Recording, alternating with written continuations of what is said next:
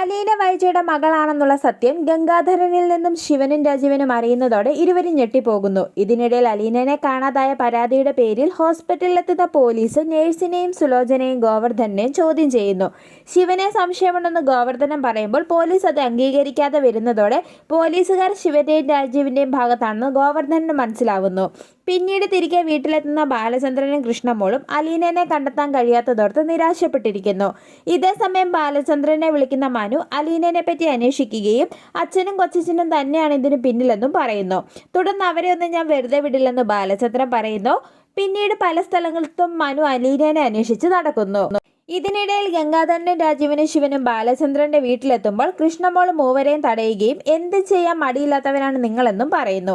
ഇതേസമയം ബാലചന്ദ്രൻ അവിടേക്ക് എത്തുകയും അലീന എവിടെയെന്ന് ചോദിച്ച് മൂവരോടും ദേഷ്യപ്പെടുകയും ചെയ്യുന്നു.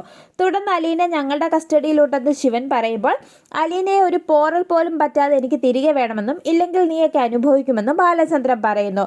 തുടർന്ന് ഗംഗാധരനിൽ നിന്നും ശിവനും രാജീവനും സത്യങ്ങൾ അറിഞ്ഞുവെന്ന് ബാലചന്ദ്രൻ തിരിച്ചറിയുന്നതോടെ ബാലചന്ദ്രൻ ഇരുവർക്കും കണക്കിന് കൊടുക്കുന്നു.